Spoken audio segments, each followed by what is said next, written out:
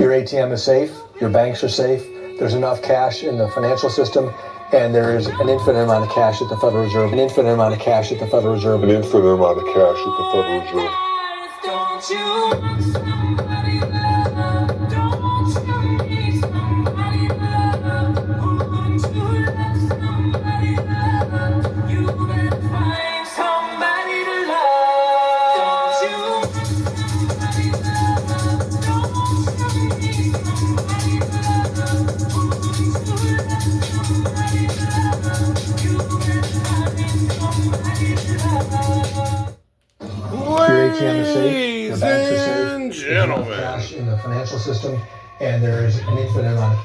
It's the greatest YouTuber of all time.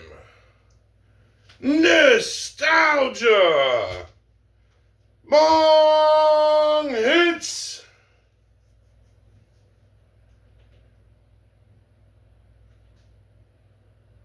A century ago, or so.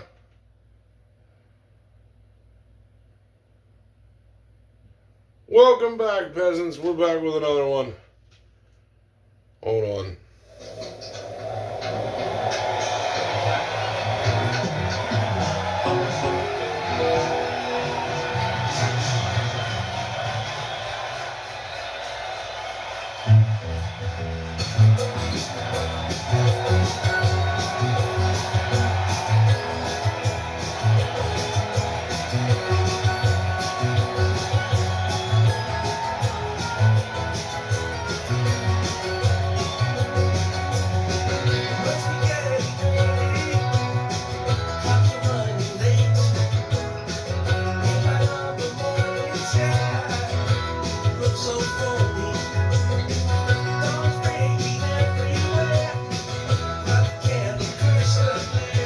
We're back.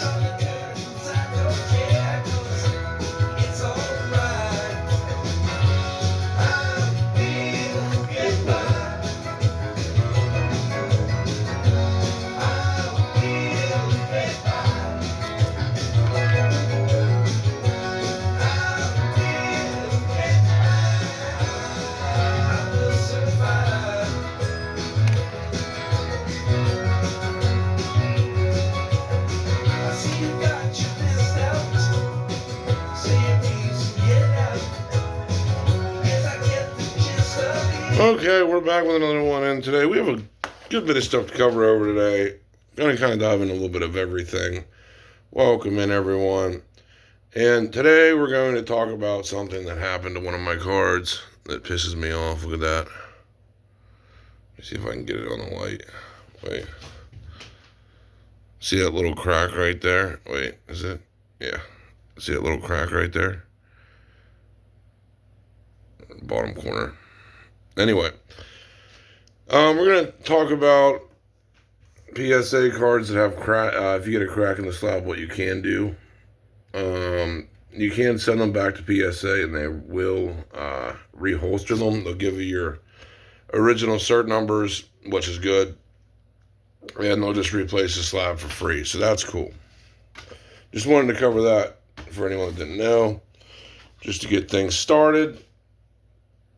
And now we're going to talk about Logan Paul's stupid Pikachu and his dumbass box break that he did. I just watched Graham Stephan and Gary, the king of Pokemon, talk about that Pikachu and how they think, it should be worth $17 million. And, if another card came on the market that was a 10, that it would crash the price in like half. And it's like, it's not really how Pokemon works. It wouldn't just like crash it. But the card should have never been worth $17 million at all. I thought Gary was going to fall out of his seat. He's like, I would have never paid $17 million. I'm like, I hope not. Like, back in his day, you could have bought it for a pack of bubble gum and some beef jerky. But in my opinion, that card should have been like worth like $3 million. It's not even that clean. I've seen really good pictures of that card, and it's just fucking not good. It should have never got a 10. There's actually a CGC 10 a tag 10 that's a lot nicer looking than his. But yeah, it's really cringe that card got a 10. That I really don't know what the liquidity would be back to sell it again. They claim someone offered 16 million, but these people are nuts. I mean, someone's gonna get burnt spending all this money on some of these cards. Like, I hate to be the negative Nancy here, but some people are gonna get destroyed in Pokemon, and it's like the idiots like that spend 17 million on a PSA 10 Pikachu Illustrator is like, if the liquidity ever falls, God forbid the liquidity ever falls out of the market. I mean, these people are fucked. I mean, like me as a professional investor in the game, I really wouldn't have valued that card over, like, when I heard Logan paid 5 for it, I wouldn't have valued it over 3 million. In my personal opinion, is like, even if I really wanted to buy it, it's like I would not have paid over $3 million for that card. I mean, $3 million is a lot of money for one piece of cardboard, bro. Yeah, and I mean, I don't know. Like, right now, I guess there is some liquidity, but to the guy that paid 16, 17 million, rest in peace to your bank account. Fool. Anyway, so today we're going to dive deeper into T-bonds and how they work, and, T-bills, and how they really work. And the Federal Reserve themselves have talked about their way of essentially just borrowing large astronomical sums of money and, in a sense, suppressing inflation by just borrowing massive amounts of money and kind of hiding it. Like imagine an ocean. Like, this is the example I want to give people. Is like, when a big tsunami wave comes, it's like the Federal Reserve's job is essentially what they'll do. Instead of it hitting the shore, they will try to catch that wave, and by the time we get to see it, it looks like little ripples of water instead of just drowning everything. And essentially, we're the economy on the island, okay?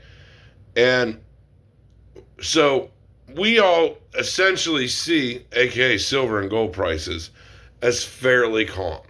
And we've seen, a trickle of a wave up, like when silver ran to 120. Like that, we've seen, a wave that we thought was really crazy, like, whoa, silver's 120. And it's like, in my opinion, that was just a small wave of what's coming. And and that's essentially what they do. Like, they'll take a loan out for 10 years and just refinance it and refinance it. And that's exactly why they've not cut rates. Like, they really... Sorry, they won't raise rates because they know that it's like working against them, essentially. You're just putting more debt against the country that you have to now refinance at a higher interest rate. So they really don't want to raise rates at all because they have to refinance all of that, these massive waves of debt. And it's so funny to see everyone kind of laughing. Well, we're swimming in the kiddie pool before the big waves come. Like when they turn on the wave machine at a theme park. That's essentially what's about to happen. And they're losing control of that, even though things look normal. Like silver's back down to 50, gold's at four grand. It might drop back down a little more. Who knows? But we're clearly seeing manipulation.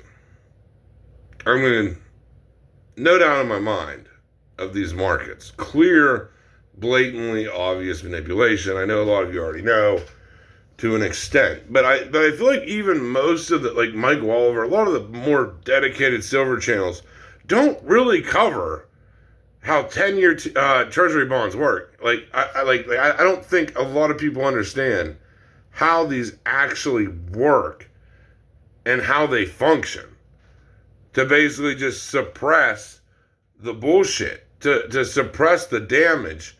And we're pretty much getting to a point where it's going to just get destroyed. And like I said, there's going to become a time where all these fucking treasury bills are due, and the rates are 6% now. So it's going to just absolutely destroy the value of paper money. And that's why silver and gold is so important. And like, a lot of people don't understand that, like, it really is, like, for your protection. I mean, silver and gold are really your only way of protecting yourself against these massive waves of, yes, it may seem calm now and under control, but it's definitely not going to be that way forever. And I mean, even Peter Schiff doesn't cover how these 10-year bills work. I mean, he doesn't cover it really at all. That they've really mastered the art of just taking out large sums of debt and essentially just pushing it down the road until it's finally a giant tsunami that just destroys the entire fiat system. And this is why silver and gold, even though it seems extremely boring now, is such an extremely important way to protect your wealth. Of you're really protecting it in metal instead of fiat paper. And I mean, that can literally be printed into absolute fucking oblivion, man. I mean, it really is like that fucked. It's like they could essentially just keep putting on these T-bills, but eventually the debt comes due. Eventually the punishment has to happen. You can't do it forever, is my point. And we are getting to a very dangerous point to where this all comes collapsing. And I mean, even 6 years ago, like, it really, when they made the video about the Federal Reserve having endless money, even 6 years ago, it seemed really fucking scary. Like, damn, this could maybe happen like next year, you know? And it's like, and here we are 6 years past it, when honestly 6 years ago, I would have thought, like, damn it, maybe it should happen then. Or shortly then. And it's like, now we're 6 years past that, in way worse condition, way more debt. I mean, I don't think a lot of people understand, like, the full picture is like, Biden added on a shit ton, trillions in debt. Trump added on trillions in debt, and it's like, we've not had any debt reduction.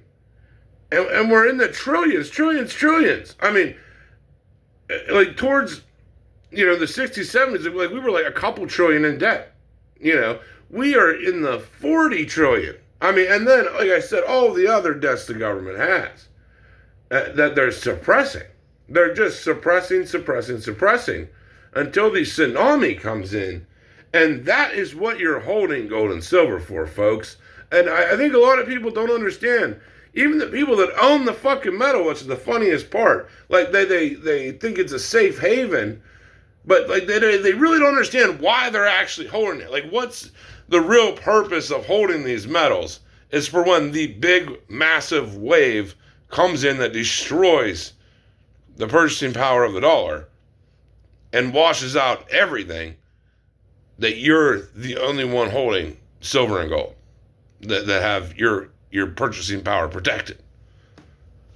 And I really don't think a lot of people dive this deep into it, of how corrupt those 10-year treasuries are and how deceptive they really are. Of, like, you can really suppress the price of silver through these 10 years.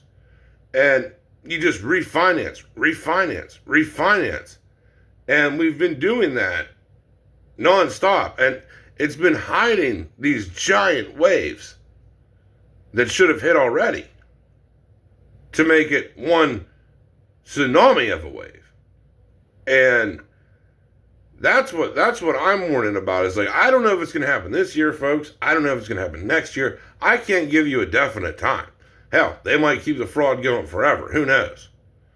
But I can definitely tell you, it seems to me like it's almost at the end of its rope. Like, it seems very dangerous. We just seen the stock market crash pretty heavily. over the past few days. And, I mean, the signs seem to be in. No one trusts wars. They pretty much know the little fucker's going to print a bunch of money. I mean, I don't think a lot of people understand it. I don't think a lot of people understand the full picture. Even stackers. Like, I think a lot of stackers, that they feel it. They see the 40 trillion in debt. They don't feel safe with fiat. Maybe they like silver. Maybe they like gold. Like when I first got into silver and gold, I liked it. I liked it as a metal. I liked it because I like holding silver in my hand. I like holding gold in my hand. That was the main reason I bought them. I knew that there was a lot of debt, but I didn't really understand how 10-year treasuries worked. All of this I learned, farther in my stacking journey of like what they're actually doing, what their mechanics actually are. And this is essentially what's going on, is just buying these massive amounts of 10-year treasuries and just refinance. They'll refinance when it was, 3%, 2%. And they just refinance, hiding the waves from hitting and destroying the credibility of the dollar. And I think we're damn near there, man. We're in 2026, baby. Where it's just like, during COVID, they took on so much debt that it's just astronomical. I mean, that was when the destruction really started. And they just kept, doing 10-year treasury, pay for it with a 10-year treasury, we'll pay it in 10 years, then the 10 years is coming up, And like I said, and this is why you're holding gold and silver if you're a stacker. It's because you don't believe in this system. You don't trust the system. That's why you're holding gold and silver. No other reason. But a lot of people, like I said, I think they hold it because it's shiny. They like gold and silver. They'd rather have that over fiat. Or that they think it's the safe haven. And it is. It is a safe haven. But there's a lot more behind why you should be holding gold and silver. Even though it seems boring right now. I can't stress it enough. That when you learn about the 10-year treasury, that they can just literally, take out giant sums, massive trillions upon trillions of dollars, and just keep refinancing it until it explodes. That makes me a lot more cautious and a lot more convinced of why I hold metals. As a form of a safe haven. And to not be in them at all, I think, is just extremely foolish and extremely dangerous.